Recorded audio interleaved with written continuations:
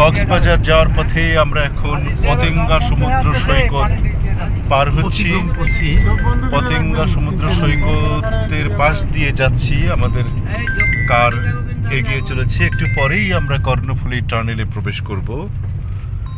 সুপ্রিয় দর্শক, আপনারা দেখছেন আমরা সাগর পাড়ে রয়েছি।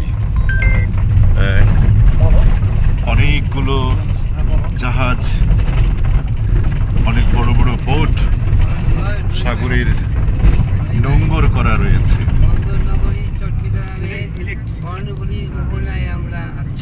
হ্যাঁ, ঠিক বলেছেন জাহিদ ভাই, বন্দরনগরী চট্টগ্রামের কর্ণফুলী মোহনায় রয়েছি আমরা। আপনারা দেখছেন একটু পরেই এই যে কর্ণফুলী টানেল আপনারা দেখতে পাবেন। ঠিক এই যে কর্ণফুলী টানেল, আমরা যাচ্ছি কর্ণফুলী টানেলের প্রবেশ মুখে ঢুকছি। একটু পরেই আমরা ঢুকে যাব।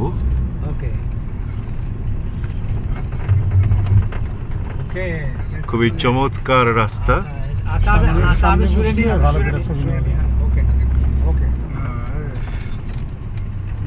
এই ডান দিকে থাকলো হচ্ছে পতেঙ্গা সমুদ্র সৈকত,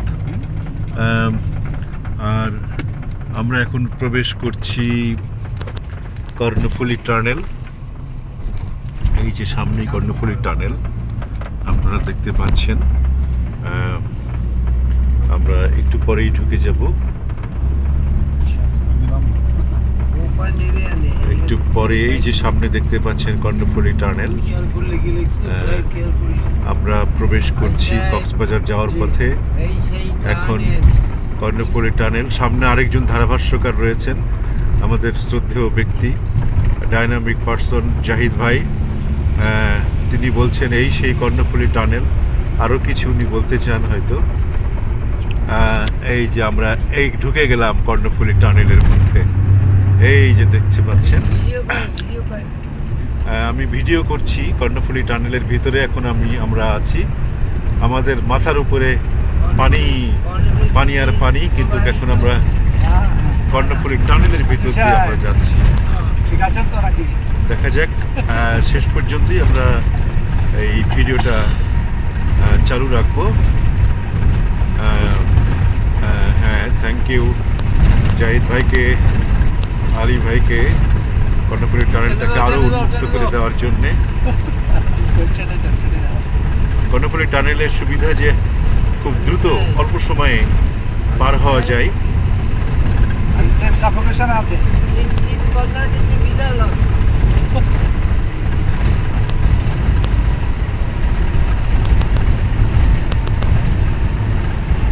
আমরা কর্ণফুলী টানেলের ওইবার খুব মজা হয়েছিল, ভিতর দিয়ে এগোচ্ছি।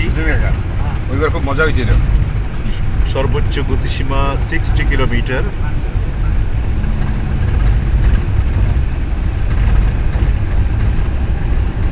কর্ণফুলী টানেল পার হয়ে আমরা চা খাইছিলাম, কলা খাইছিলাম, নাস্তা করছিলাম।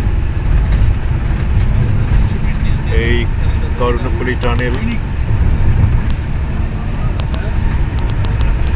আমার মনে হয় যে খুব অল্প সময়ের মধ্যেই আমরা কর্ণফুলী টানেল অতিক্রম করব। আস্তে আস্তে ঠিক তার বিপরীত প্রান্তের প্রবেশ মুখের দিকে আমরা ধাবিত হচ্ছি। আমরা কয়েকজন রয়েছি বাংলাদেশের প্রতিষ্ঠিত হোমিও ঔষধ উৎপাদন ও বিপণনকারী কোম্পানি প্রাইভেট লিমিটেডের কক্সবাজারের সংস্কৃতি কেন্দ্রে কালকে যে একটি বিশাল আয়োজন রয়েছে, প্রোগ্রাম, সেই সঙ্গে আমার উপস্থাপনা রয়েছে, আবৃত্তি রয়েছে, সেইটার উদ্দেশ্যে আমরা যাচ্ছি। একটু আগেই ঢুকেছিলাম কর্ণফুলী টানেলে। এখন আমরা একটু পরেই কয়েক সেকেন্ডের মধ্যেই কর্ণফুলী টানেল থেকে বের হব।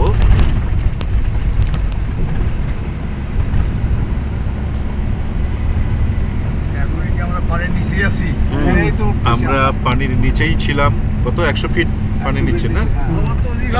তারপরে 100 ফিট পানির নিচে থেকে এখন আমরা বের হচ্ছি। এই যে আমরা এখন কর্ণফুলী টানেলের অপর প্রান্তে আমরা চলে এসেছি। এই প্রান্তের সিন সিনারিগুলো খুবই চমৎকার, দেখার মতো। আমি আর সামান্য কিছুটা সময় ভিডিওটাকে ধরে রাখবো। খুবই সুন্দর, এই যে দেখছেন। হ্যাঁ, ছবি তোলা লাগতো আমাদের এখানে, সবাই মিলে একটা ছবি তোলা লাগতো, কিন্তু এখানে দাঁড়ানোর কোনো সুযোগ নাই বোধ হয়। না না না না, এখানে কোনো ছবি তুলতে পারবো না। এখানে ছবি তুললে জরিমানা হয়ে যাবে। হ্যাঁ হ্যাঁ হ্যাঁ, দিকে সুন্দর যে সে কি বলা বড় চোখে না দেখলে বিশ্বাস করা যায় না। এখানে সবকিছু মনোহর, বড় মুগ্ধকর, এরকম বলবে। আপনি কি করবেন? বাহ, ডাক্তার সাহেব যে এত সুন্দর কবি সাহিত্যিক হতে পারে। হ্যাঁ, সুন্দর, খুবই সুন্দর। আপনার বর্ণনাটাই এই ভিডিওতে রয়ে গেল আর কি। আমাকে নতুন করে আর বলার দরকার নেই। কবি বলেছেন, বাংলার মুখ আমি দেখিয়াছি, তাই পৃথিবীর রূপ খুঁজিতে যায় না আর। আসলে এই তো আমরা একদম কর্ণফুলী টানেল পার হয়ে এখন আমরা টোল প্লাজা অতিক্রম করব। কর্ণফুলী টানেলের টোল প্লাজা, সে কি বলা বড় চোখে না দেখলে বিশ্বাস করা যায় না। এই যে টোল প্লাজা। সবকিছু সুন্দর, মনোহর, বড় মুগ্ধকর। এটা একটা ম্যানহোলের মধ্যে ঢুকছিলাম। চেক করে যাবেন। হ্যাঁ, জি জি জি। কি বলেন বাকি এটা? জিনিসগুলো একটা হচ্ছে মোটা সুতা 60 গজ, লাইট থাকার জন্য একটা কেচি, একটা কেচি, সামনেও খুব সুন্দর আর হচ্ছে পাইপ, দৃশ্য। এই কয়টা ম্যাটেরিয়ালের কথা বলেছে। আর চকলেট, 2 ধরনের চকলেট, বড় চকলেট। জি জি জি, সেগুলো আমরা বলছি। সুপ্রিয় দর্শক, এখানে আমার ভিডিও শেষ করব। প্লিজ। অনেকক্ষণ ভিডিও ধরে রাখলাম, জাস্ট চলন্ত অবস্থায়, বেশি কিছু বর্ণনা দিলাম না, আপনাদেরকে এই সিনসানিটিটা দেখালাম। বাংলার রূপ যে এত সুন্দর, বাংলার প্রকৃতি যে এত সুন্দর, এই জন্যই বিদেশিরা আসলে আকৃষ্ট হয় বাংলাদেশে এসে। এখানকার নিরাভরণ প্রকৃতির রূপ সত্যিই সুন্দর। এই যে চমৎকার রাস্তা এবং খুবই সুন্দর লাগছে। তারপর দেখেন এই যে সামনে দেখা যায়, যতদূর চোখ যায় সুদৃশ্য রাস্তা, আর এই অতিক্রমের দৃশ্যটা খুবই সুন্দর। আর আমরা আমাদেরকে যে হচ্ছে পাইলট নিয়ে যাচ্ছে, খুবই ভালো ছেলে, আলী আহমেদ।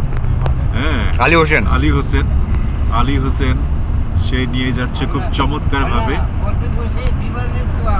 হ্যাঁ, এবং এই গাড়িতে বসেই সত্যি আমরা যেন বিমানের ছোঁয়া পাচ্ছি। তার চমৎকার চালানো, ড্রাইভিং, এটা খুবই মনোমুগ্ধকর, আকর্ষণীয়, স্মুথ, খুবই শান্তিপূর্ণভাবে নির্ভরযোগ্য একটা, মানে সে পাইলট আর কি। আমরা মনে হচ্ছে বিমানের ছোঁয়াই পাচ্ছি। জাহিদ ভাই ঠিক বলেছেন, যেন আকাশ ছোঁয়া, বিমানের ছোঁয়া পাচ্ছি। ওকে দর্শক, আজকে এই পর্যন্তই। বাসের পিছনে দেখা সবাই ভালো থাকবেন, সুন্দর থাকবেন, সুন্দরের সাথে থাকবেন, কল্যাণের সাথে থাকবেন। সবার জন্যে শুভকামনা। আল্লাহ হাফেজ।